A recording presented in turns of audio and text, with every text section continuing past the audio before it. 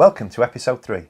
First up, we've got a fantastic tip on the importance of straightening your casting line. We've got Kazuo Kurahashi showing us all the Tenkara gear that he carries on stream. Then Kura-san appears again with Go Ishii for a fantastic lesson on stream. And we've got a great interview with Yoshiyuki Mushu, a master Tenkara angler. But first, here's some fishing.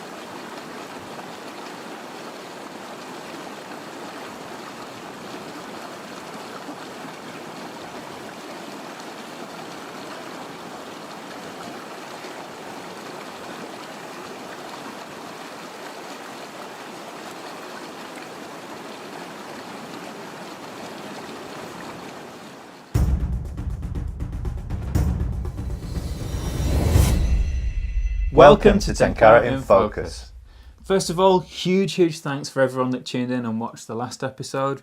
We really appreciate all that support, and in particular to all the folks that downloaded the premium content, because bottom line is, without that support, we can't share all the fantastic stories from around the world, whether that's from Japan, whether it's in the UK, Italy, hopefully the US as well. So huge thanks for that. Big thanks to everyone on Facebook as well for keeping that Tenkara in Focus Facebook group alive. It's nice to see all the chat in there. And from that, many people have asked, will we be doing a Christmas edition? And this is it. We're doing it right now for you guys, so you can watch it over the holidays.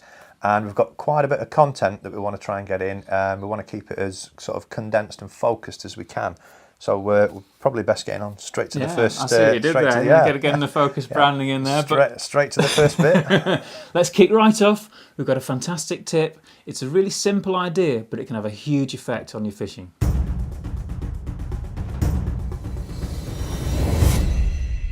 I introduce how to stretch. Okay, how to stretch. Okay, this is Very nice ball here. yeah. It's actually, it seems like more time consuming, but it gets it done all in one shot. Yeah. Right. You just pull on it once, good tug, Yeah. and it's good to go. It'll go through the pool like that. Oh yeah. There we go. Okay, so that's I'll put the road down. And That's good. I've seen some old films of people stretching their conventional fly. right, and just go down carefully, and down to right there. Yeah. And just sort of grab onto this knot right there with Yeah. and just you don't have to pull too hard. That's enough. enough. Look, it's straight. Good. Yeah. Okay.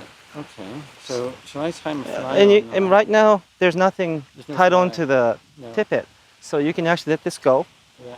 and just tie the rod tip on first. Okay.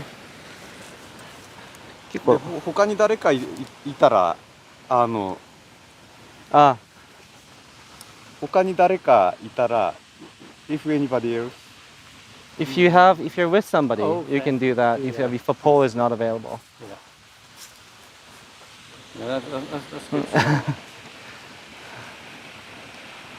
So this would be the most stretched Most stretched line. that I've ever fished with.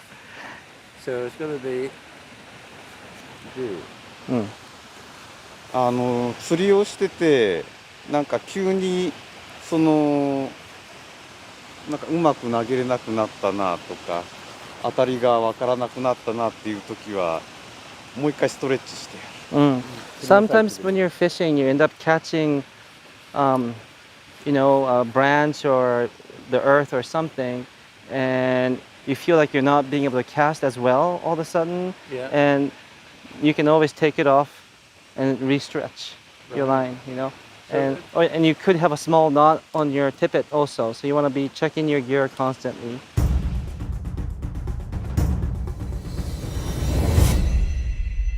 Now that might seem almost insignificant, quite obsessive, that attention to detail, getting your line so straight, even to the point where if it gets wrapped round a branch, they'll straighten it again to make sure there are absolutely no kinks. But you'd be surprised what a difference that can make to your casting. Yeah, and in fact, we think it's important enough that we're going to pick it up in future content as well. Yeah. So we'll look at some more details, like even the way that you store your line, not just the way you use it on stream, and how that can affect that particular, the performance of your kit. If you're not straightening your line like that, there could be a glass ceiling on your casting, and you don't know why you're not progressing or you're not able to do things that you hear other people talking about. I actually think it's a nice sort of Japanese idea, that idea that doing the basics perfectly is what makes you a master. Everything comes back to basics. Yeah, So don't overlook these little things and dismiss them as if they're not really important. Oh, I was waiting for something really fancy there. Yeah. It's easy, isn't it? When you're on stream and there are fish there, you kind of get your line off and sort of you don't really worry too much about stretching it because you want to get fishing. But going that extra mile, it is the basics, but it makes a massive difference. I think of it as that way of you can spoil your chances before you've even started by just not getting those little details right. Yeah, so they're more important than you think, is what I'd say. Yeah, so if you're not straightening your line like that, why not give it a try? Let us know how you get on. We'd love to hear about it. Up next, we've got a new feature, and it's going to be a regular item in upcoming episodes as well. But it's that idea of looking behind the curtain a little bit and seeing what other people get up to in fishing. Yeah, you see this a lot. Whatever your hobby might be, you probably have a look at forums to do with it and social media and things. And you see this a lot with the backpacking crowd. They'll show photos of all the kit laid out so everyone can sort of see what each other carries. You see it in photography and filmmaking as well. These almost like an exploded parts diagram where people lay all the gear out on the floor. And we wanted to do something similar with Tenkara anglers. So everyone we've interviewed, we kind of said, show us what you carry, talk us through it, what you carry and why. Yeah, and I think the interesting thing is you probably all have your own assumptions about what you expect other people to carry. You might even just expect it's the same as what you have on stream. But what we found is that it's surprising, isn't it? The variety of things that people carry. Yeah, and some strange things as well. Well, yeah, and you have these preconceptions. Maybe you think, oh, this guy's going to travel super light, but actually he's got like a huge array of stuff. Yeah. And just getting to grips with that it's a very interesting thing. Yeah, so let's have a look now. We've got Kura-san up first, and he has very kindly showed us what he takes on stream.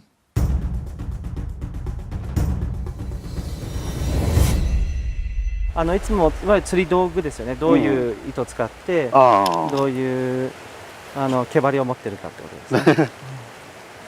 This is yours.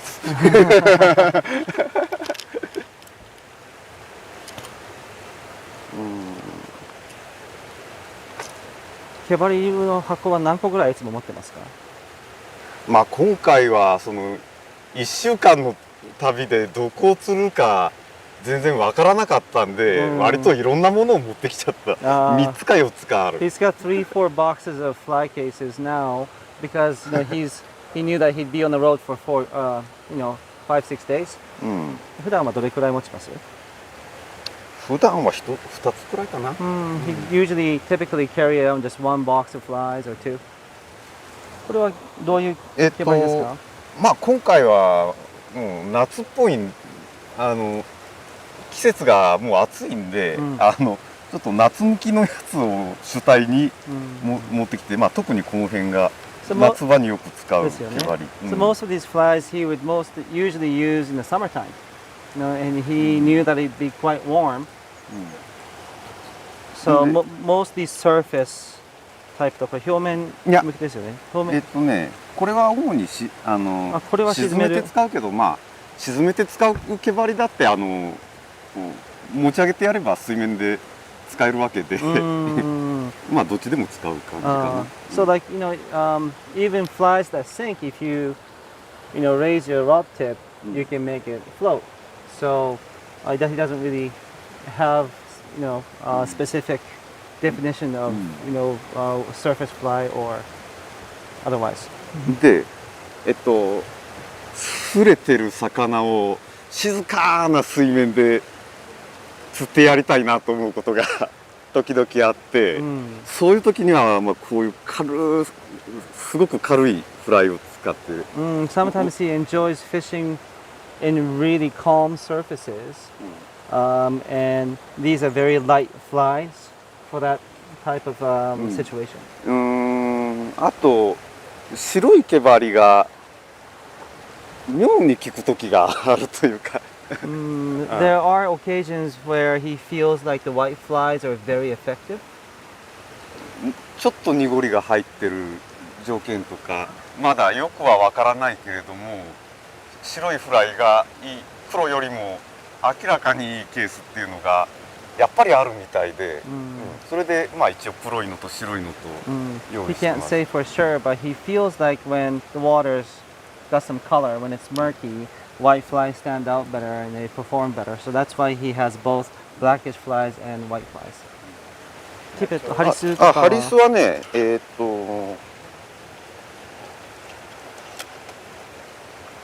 メインはこれかな。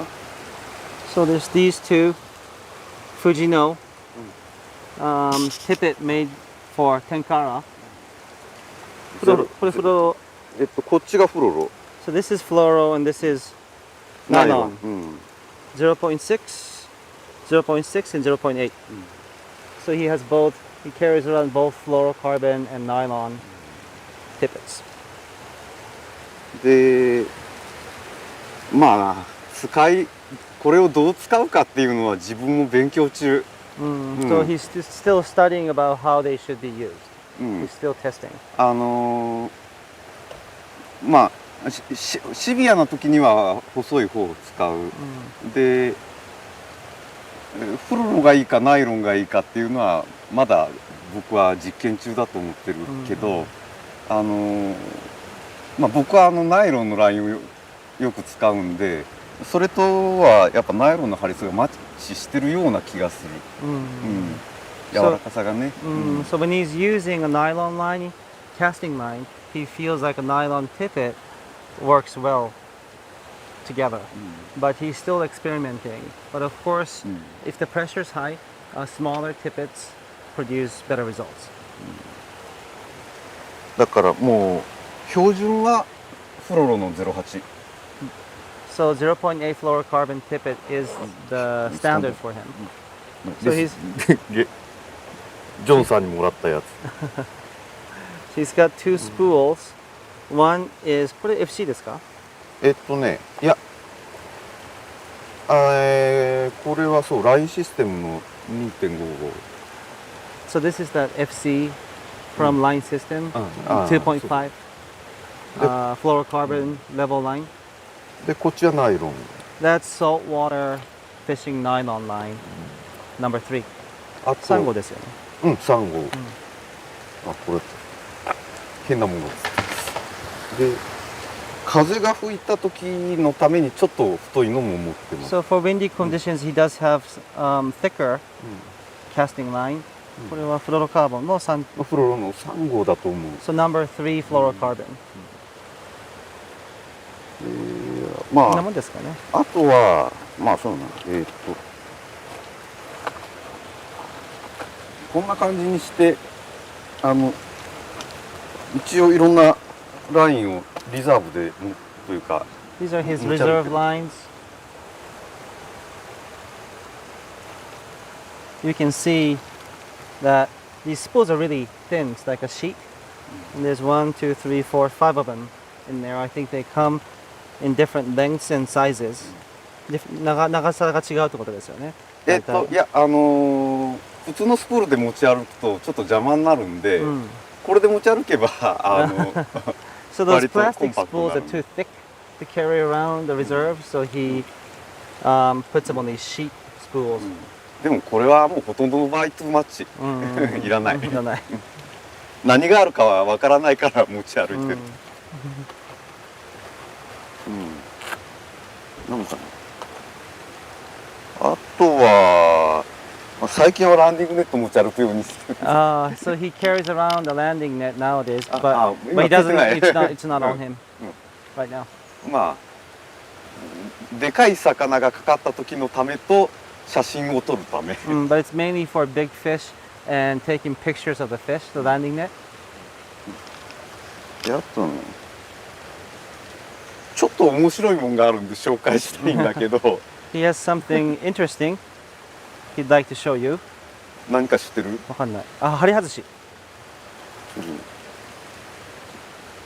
That's for snugging the line caught in an object, you know. This is for ayu fishing. Sometimes the ayu, the decoy ayu, gets caught in between things, and people use that to get it out. で特にビーズヘッドとか重りをつけたりとかそこの方を釣ってると引っ掛けることがよくある。だけどそのタングステンのビーズヘッドって高いから、できるだけ回収したい。まあそれだけじゃなくってもちろん引っかかったフライは回収するべきなんだけれども、まあそれで割とこれを使うことで回収率が上がりました。So when he's fishing the bottom with weighted flies, sometimes they'll get caught in between things, and some of the tungsten weighted bead heads are kind of pricey, so he'd like to make sure he gets them back.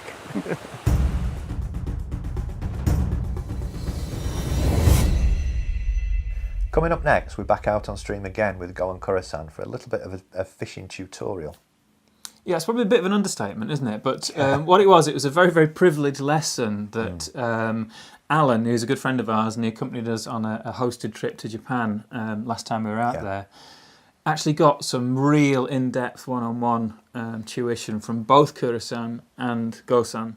Yeah. And it's just a wonderful thing. It's a privilege to look behind the curtain. That's probably how I'd say it. It's a great sort of window into Alan's experience and what Go and Kurasan have both got to offer in their sort of Tenkara knowledge and their approach on stream. And let's face it, who gets that opportunity to get two top anglers like that actually just give them that experience?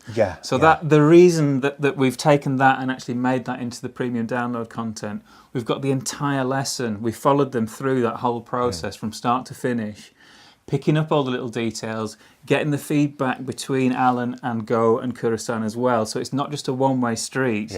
It's that kind of tuition experience. Yeah, Alan's almost asking the questions that you'd want to ask these guys. So when he sees them do something or he's making an approach, he's asking all the right questions. So it's a great tutorial, really. And the thing that we've got here, it's a small section, gives you a flavour of it, but it is it's a superficial look at it really compared to the full taste. Exactly that. So let's have a look at that taster now, but check out the download content as well outside the programme.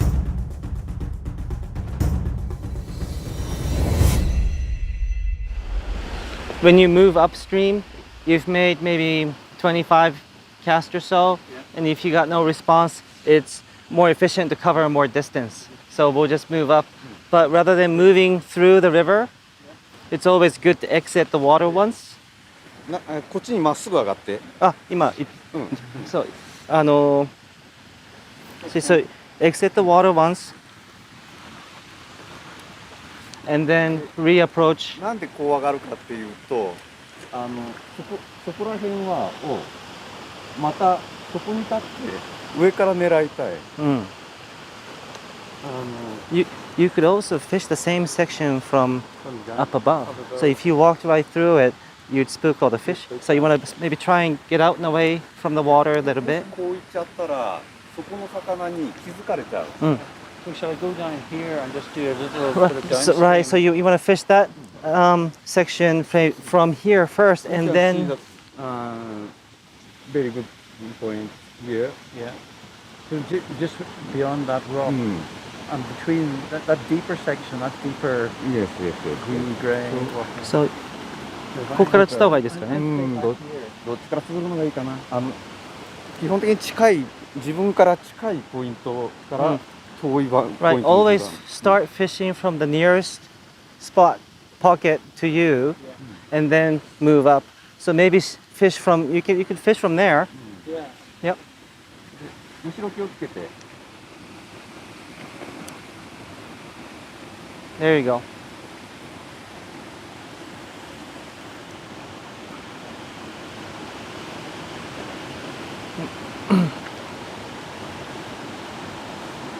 More ちょっと石に近づけた方がいいですよね。So closer to the boulder.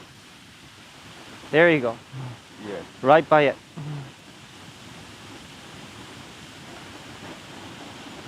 もうキャスティング優しいですね。上手。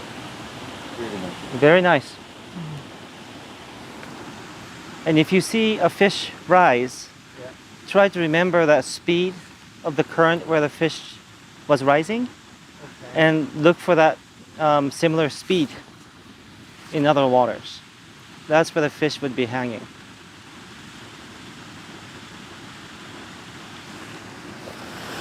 Even if there was 100 fish, not all of them is ever gonna be willing to take your fly. There's only maybe 1 out of 10, maybe 2 out of 10. So the fact the first time he just fished that upstream for the first time after fishing it downstream. We're trying a bit more manipulation. Right. So, hey, thank you for that. That was yeah, that's massive. All right. Yes. And there's only so many willing fish. Yeah. So you have to walk, move, and find those fish.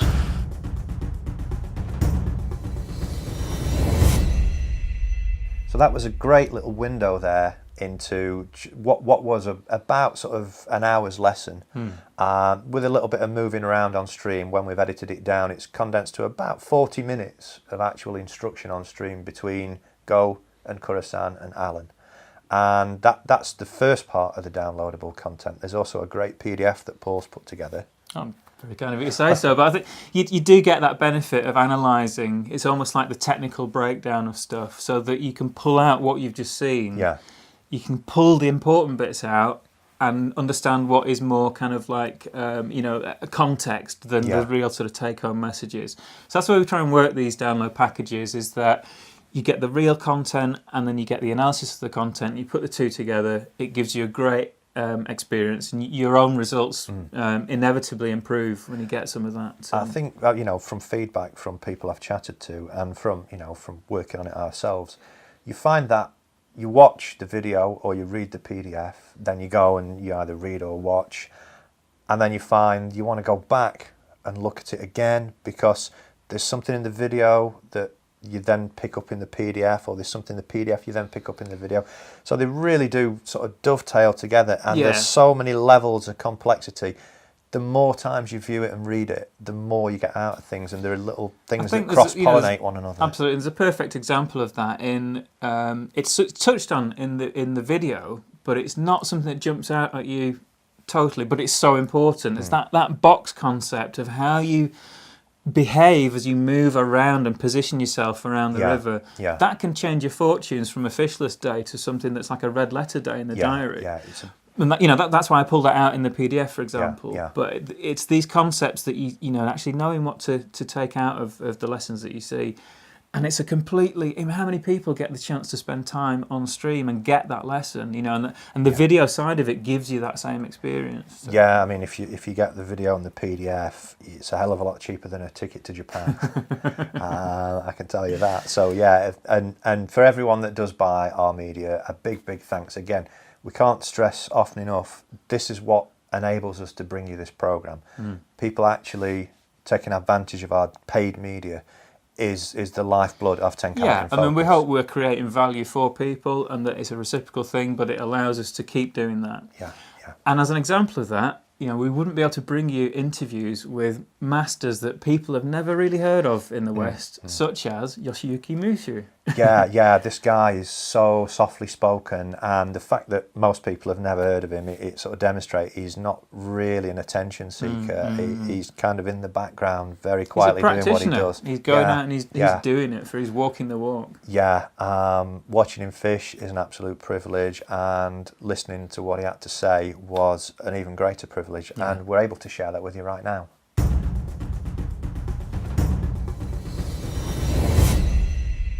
Mushu Yoshiyuki です。はい。Mushu Yoshiyuki。So his name is Yoshiyuki Mushu. 日本の静岡県浜松市の天竜川という大きな川のほとりに住んでる。So he's from Shizuoka Prefecture, Hamamatsu City, right by a big river called Tenryu. 天からについてはやっぱりあれですかね、釣り木三平というアニメがありました。漫画本ですね。そこで初めて知りました。はい。It's the Japanese animation about this boy's endeavor to learn everything about fishing. もう40年ぐらい前ですかね。40 years ago, perhaps. 普段使ってるのはシマノの渓流天下ですね。渓流天下。はい。So he uses a Shimano rod called 渓流天下。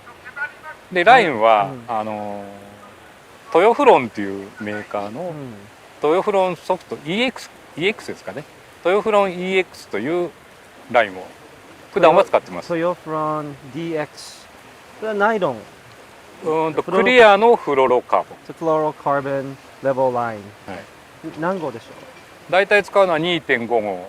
ほとんどは 2.5 号ですね。Almost always 2.5。ちょっとロングラインになると4号。風が吹いたりすると5号とか使う時もありますよね。ロングラインって何メーターぐらいでしょう。8メーターとか。So when he's casting with a longer level line, he might use 4 or 5.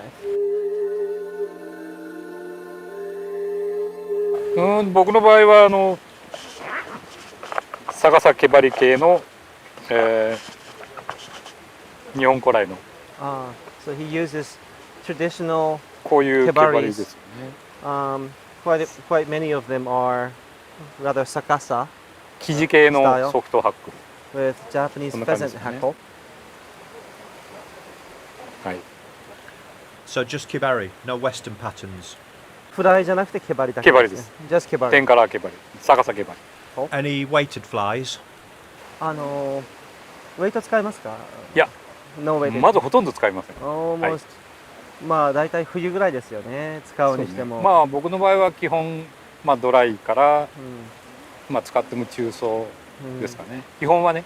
でどうしても陶器の魚がそこにへばりついてる時は稀にウェットは。So very seldom he uses weighted flies, but if he goes fishing in the winter time and all the fish are towards the bottom and there's no ways to reach them, he may resort to some weighted flies. やっぱり釣り方ですかね。その時のイメージした釣り方で、確実に魚を出せるか、しっかりかけることができるかっていうところですよね。So it's how he catches that he's after. When he approaches a river, he would go in with a certain assessment, and if he proves to be accurate, that's the greatest satisfaction. そうですね。今現状はテンカラっていう日本においては源流域ではもう原種である魚が結構豊富にいると思うんですけど、もう中流域下流域になると今はもう放流しないと成り立たない釣りになっているので、なるべく魚をキープしすぎないように、放流も適正なその川にもともといる種類の魚を放流するような形でどんどん魚を増やしてみんなが楽しめる釣り場を作っていけたらいいかな。そんな中でテンカラがまた発展して、今も若者が結構増えてきてるんですけども、さらにもっともっと、底辺を広げてみんなが楽しめる環境になれたらいいかなと思います。So our situation in Japan right now is that if you go into the headwaters, you can find lots of fish. But when you go further below where river is accessible, because so many people keep their catch, especially bait anglers, the rivers have to be stocked, sort of refill the numbers. And a lot of the rivers are ill managed, so they're releasing wrong kind of fish, like amago in rivers where yamame should be released, right? So he hopes that one day all that would be corrected, and through activities of Tenkara, that would be promoted as well. ありがとうございます。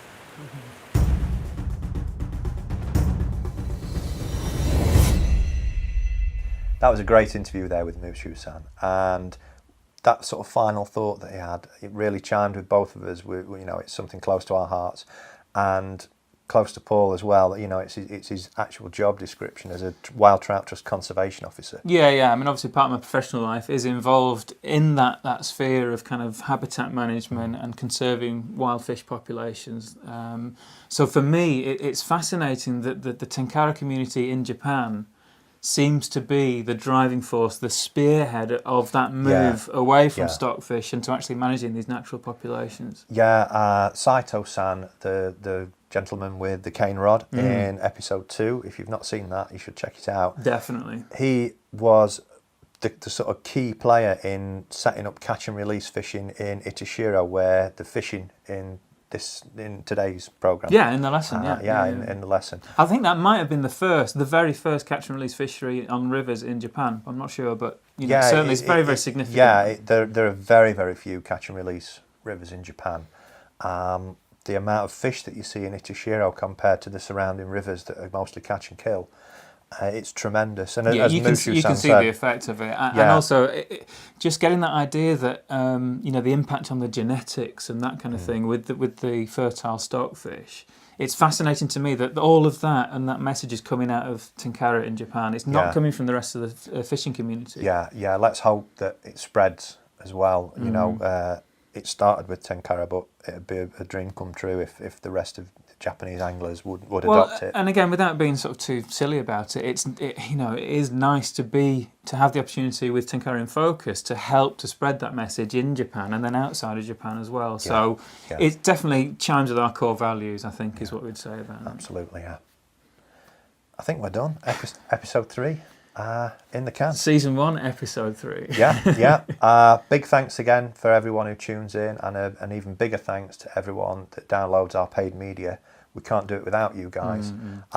Anybody who's interested in it, check out. There'll be little things to click either above or below this clip. Or If it's on Facebook, we'll probably have to put it in the description above. All the links on YouTube, it's probably below. And I'm told we've got icons in corners now where you can click on. The easiest place is the blog, to be honest, because you get everything in one shot. If you've nothing on the TV to watch and you fancy some more entertainment after this is finished, download our media, see what you think. And with that, thanks for tuning in. Join us next time on Tenkara in Focus. Bye.